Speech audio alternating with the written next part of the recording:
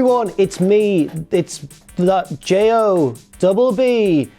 It's Jack from Cultaholic.com, and I'm here because Adam Paci's off today, but don't worry, because I'm going to fill in for SmackDown Graded. Would it be as good as Raw? Hopefully, because Raw was a bit messy. Raw had an explosive start, and then sort of tailed off. Could SmackDown top its older, redder brother? There's only one way to find out, and that is by assigning each segment a grade, because this is what we call SmackDown Live Graded.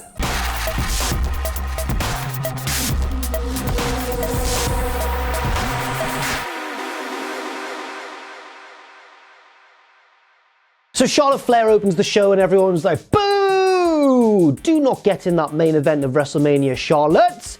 Charlotte gets in the ring and goes, well, it was a bad time for Becky Lynch to let her pride get in the way, wasn't it? Now she's jeopardized the main event of WrestleMania, the first ever women's main event of WrestleMania. But don't worry, because I know someone 100% fit and ready to take her place. And she points at the sign, and then Becky Lynch is in the crowd under the sign and comes to the ring. And I was like, yes, this is excellent. Can they keep this momentum going until WrestleMania?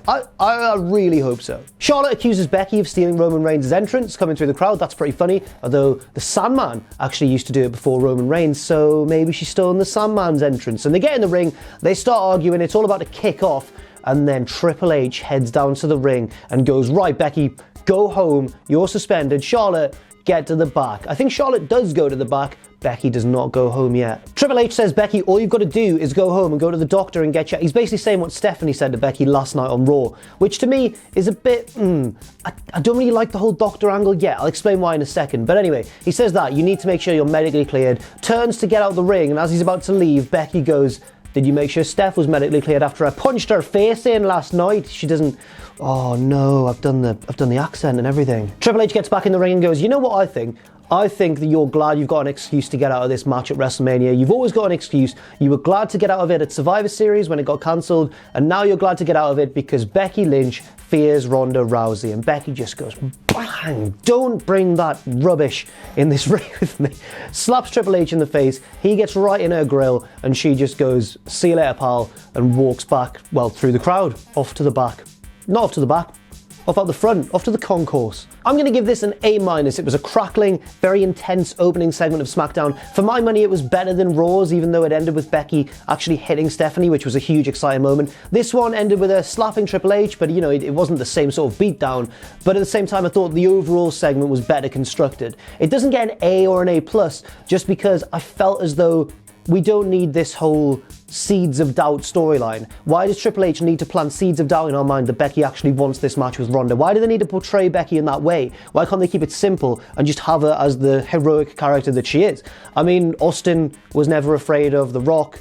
Bryan wasn't afraid of Triple H or Batista or Orton. Why do we have to think that Becky is afraid of Charlotte? It doesn't quite sit right with me. Next up, the Good Brothers, Anderson and Gallows, against the new tag team, the Bad Brothers. They don't get along, of Rusev and Shinsuke Nakamura.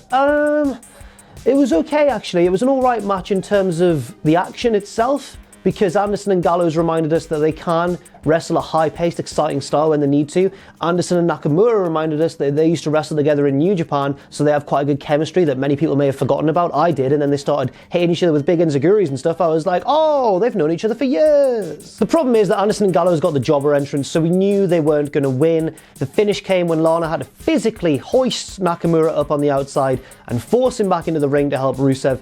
There was a number of kicks flying in from all over the place. The last one was dealt by Rusev, and he got the pinfall. I think it was over Anderson. So the uneasy heel alliance picks up the victory, and I'm going to give this a B-, and I'll explain why. The reason this gets a B- is because the action was alright for the most part, but I don't like seeing the club, a tag team who've been teaming together forever, for years and years. I don't like seeing them get beaten by Nakamura and Rusev, who are clearly an uneasy alliance, who've just been clagged together. Like, there you go, lads, be a tag team for a bit. Nakamura and Rusev deserve to be single stars in their own right, and I just feel that it's not the best direction for either of them to be moving in. So even though the match was okay, I just didn't really like seeing them win, especially in such straightforward fashion over a team that have been neglected for so very long. Next up, Mustafa Ali versus Randy Orton. Quite an exciting matchup. Before the match, Ali cuts a promo backstage where he talks about how he's going to take his chance in the Elimination Chamber. What if the Viper's strike misses and then he can take full advantage? Quite a sort of underdog babyface type of promo. He's going to take every opportunity he gets.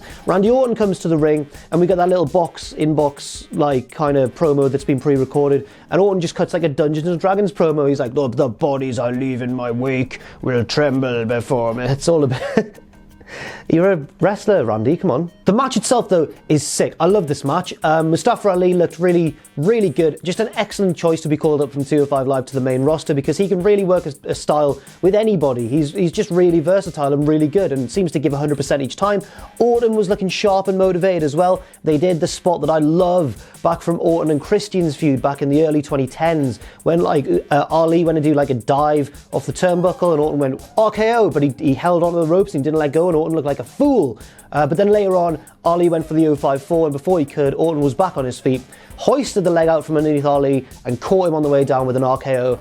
It was a really cool finish. This match gets an A-, and there was more to come afterwards as well, which really helped solidify this A- grade. So Samoa Joe comes out and attacks both guys and is sort of being positioned, I think, as the real opportunist of this Elimination Chamber match. We don't really know what he's going to do, but his actions over the past week or so have really helped move him into that position, that wild card position. Like he could well win this match and he could do it out of absolutely nowhere. So he attacks both guys and then when he's on his way, Daniel Bryan and Eric Rowan stare him down because they just happen to be on their way to the ring for their segment, but it's cool to see that little crossover as well. Then backstage, Joe cuts just a fantastic heel promo, as he always does. Everything in this segment was great. The match, the aftermath, and the promo by Joe at the end, no complaints at all. Daniel Bryan is now in the ring cutting a promo and does something that I absolutely very much enjoyed. Excellent stuff. The crowd are cheering for him because we're in Washington State this week and Daniel Bryan's from Washington State.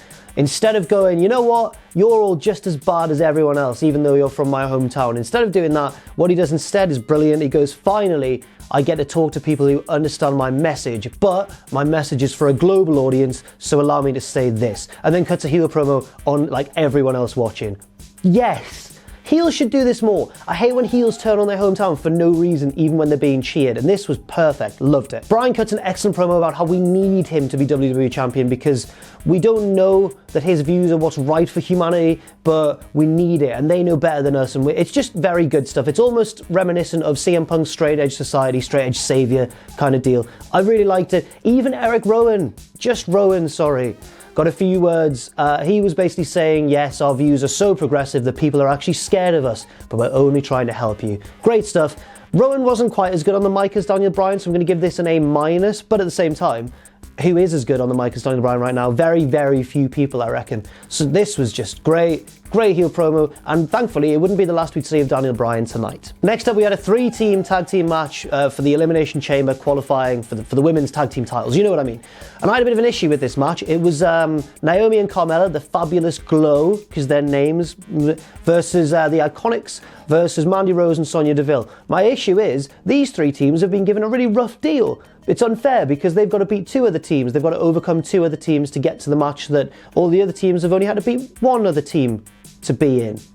That sentence sounds like absolute nonsense, but it does make sense. I'm also just generally not a fan of multi-team tag team matches. Unless like one representative from each team is in the ring at the same time, I'm totally fine with that. But it's when it's this sort of match where there's only 2 people in the ring at the same time. So why would the 2 teams that start off with a person in the ring ever tag in the 3rd team? Why would they not just leave them on the apron for the entire duration of the match? Why would you risk them being able to have a chance to win and you're stuck on the apron now? I didn't get that. Anyway, it's still decent. Mandy Rose picks up the win over Naomi, continuing that feud. I wouldn't be surprised if Naomi comes in to cost Mandy Rose and Sonya Deville at the Elimination Chamber match somehow. Maybe she'll do a Shawn Michaels and hide under the chamber, who knows. But Mandy Rose picked up the win with like an angel's wings kind of move. Does she use that often? I'm not too certain. I'm going to give this match a C+. The action was fine. but the format of the match took it away a little bit for me. So they all tried hard and they all hit some nifty double team stuff at times.